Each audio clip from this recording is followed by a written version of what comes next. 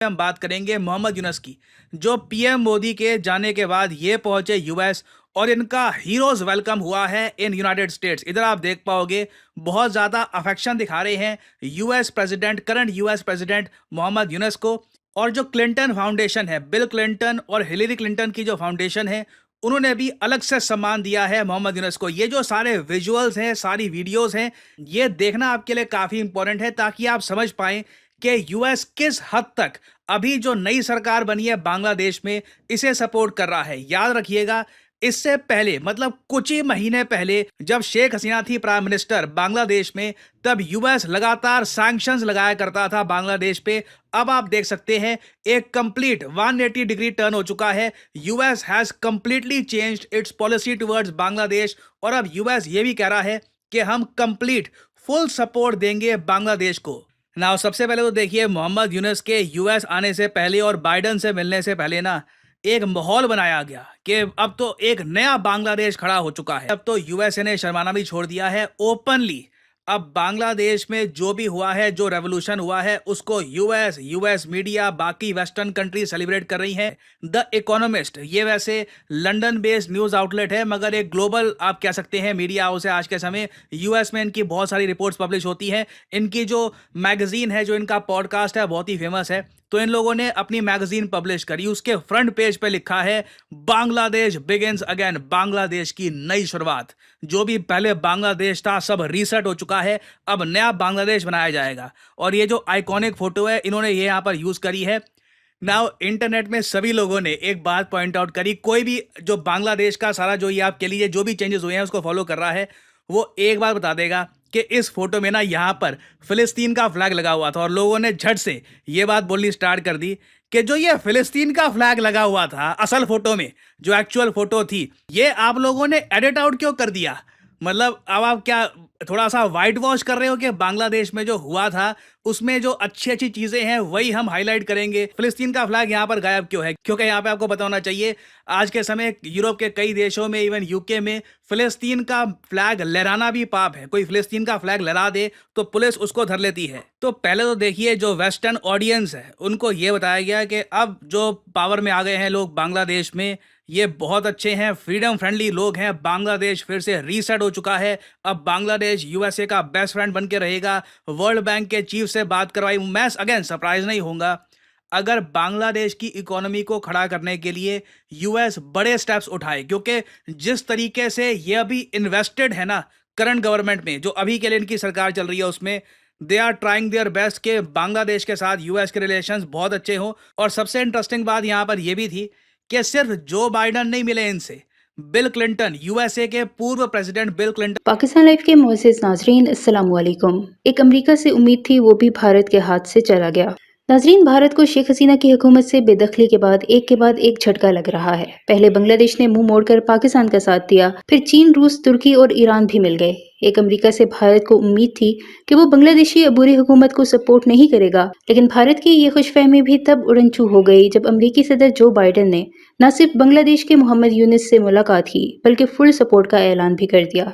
यही नहीं, बल्कि अमेरिकी मीडिया ने भी बांग्लादेश के हक में कैंपेन चलाना शुरू कर दी। इस सब ने भारतीय मीडिया को शदीद सदमा पहुंचाया है और उसको समझ नहीं आ रही अब करे तो क्या करे। भारत के लिए ये सूरत हाल निहायत पेचीदा होती जा रही है। एक के बाद एक झटका, और अब वो अपने रवायती दोस्तों की हमायत भी खोता नजर आ रहा है। शेख हसीना की हुकूमत की बेदखली के बाद बांग्लादेश ने न सिर्फ अपनी खारजा पॉलिसी में वाज़ेह तब्दीलियां की, बल्कि खुलेआम भारत मुखालिफ मौक़िफ़ भी इख्तियार किया। उसके बाद पाकिस्तान के साथ ताल्लुकात में बेहतरी और चीन, रूस, तुर्की और ईरान जैसे ताकतवर ममालिक का बांग्लादेश की अबूरी हुकूमत के साथ खड़ा होना भारत के लिए शदीद खतरे की घंटी बजा रहा है। इस दौरान भारत की उम्मीदें अमेरिका से वाबस्ता थी कि शायद वो बांग्लादेशी अबूरी हुकूमत के हक में कोई मौक़िफ़ नहीं लेगा, मगर ये भारतीय खुशफहमी उस वक्त हवा में तहलील हो गई जब अमेरिकी सदर जो बाइडन ने न सिर्फ बांग्लादेश के मोहम्मद यूनुस से मुलाकात की, बल्कि उनकी भरपूर हमायत का ऐलान भी किया। बाइडन की इस मुलाकात के बाद अमेरिका की पॉलिसी वाज़ेह तौर पर बांग्लादेश के हक में होती दिखाई दे रही है और अमेरिकी मीडिया भी बांग्लादेश की हमायत में खुलकर सामने आ गया है। अब भारत में सियासी और सिफारती हलकों में शदीद तशवीश पाई जाती है।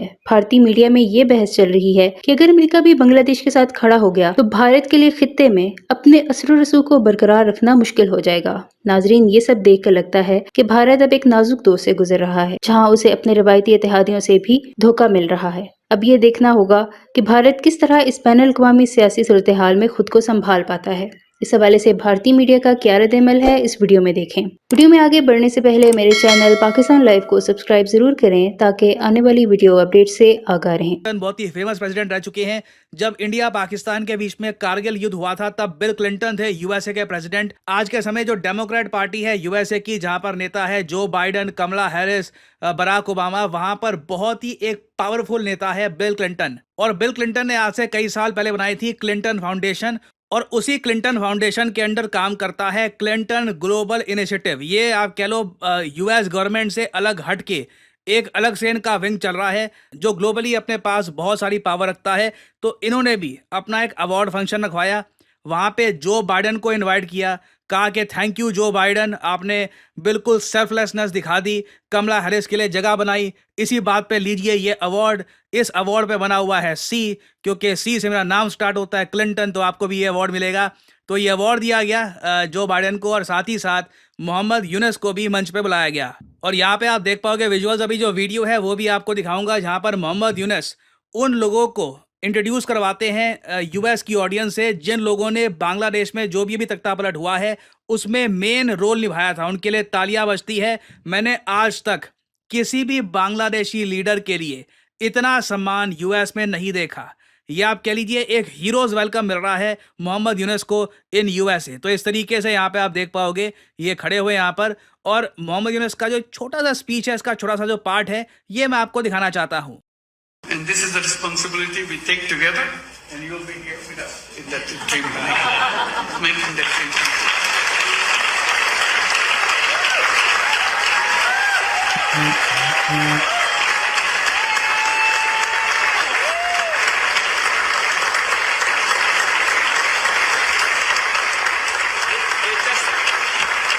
They just look like any other young person. You will not recognize her. But when you see them in action, when you hear them speak, you'll be shaking. They shook the whole country. मैं बहुत लंबे समय से जियो politics पर videos बना रहा हूं, मगर आज भी कई बार ऐसे दृश्य देखने को मिलते हैं कि मैंने भी इमेजिन किया नहीं था कि ऐसा होगा, कि इतना ओपनली बात की जाएगी। और मोहम्मद यूनुस यूएस में इंट्रोड्यूस करवाएंगे उन लीडर्स को कि देखिए ये वो लीडर्स हैं जिन्होंने एक नया बांग्लादेश जो हम बनाएंगे, और इन्होंने रेवोल्यूशन ला दिया बांग्लादेश में। और ये तक कह दिया इन्होंने, क्या आसानी है कि ये सडनली हुआ है, इसके पीछे बहुत डिज़ाइन, बहुत प्लानिंग, बहुत कुछ लगी। अब सही है, सेलिब्रेट कर रहे हैं। आई थिंक यूएस सेलिब्रेट कर रहा है, बांग्लादेश की जो नई लीडरशिप है ये सेलिब्रेट कर रहे हैं। यूएस के लिए तो मैंने पहले भी कहा था एक बहुत ही बड़ी डिप्लोमेटिक जीत है इनके लिए। और I think since the birth of Bangladesh पहली बार एक बहुत ज़्यादा प्रो यूएस सरकार बन गई है। बट अगेन, जो ये नया बांग्लादेश होगा ये कैसा होगा, क्या इवेंचुअली जो ये सारी बात शुरू हुई थी बहुत लंबे समय पहले कि एक यूएस का मिलिट्री बेस भी बनेगा, क्या इवेंचुअली बात वहाँ पर जाएगी? क्योंकि अब देखिए दोनों कंट्रीज़ के बीच में जो रिलेशंस हैं, जिनमें आप कह लीजिए एक ह्यूमंगस चेंज आया है, वो तो खुल के दोनों कंट्रीज दुनिया के सामने रख रही है कि now we are best friends. और US full support, unconditional support देगा बांग्लादेश को।